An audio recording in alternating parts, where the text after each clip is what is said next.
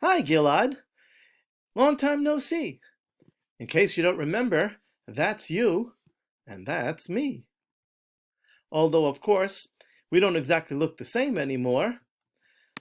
I look like this now, and I imagine that you look something like this. Oh well, nothing that a good haircut and a wardrobe change can't cure. I'm wondering, how have you been spending your extra time since we started staying home?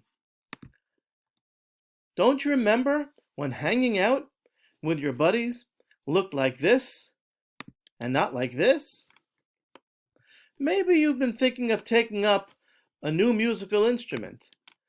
Maybe one that could get you in the good graces of your entire family. Or maybe you've decided to read some of the classics, War and Peace, the complete works of William Shakespeare, the Oxford English Dictionary Compact Edition. Or if you're into science fiction, maybe it's a good time to start in on the Wheel of Time series by Robert Jordan.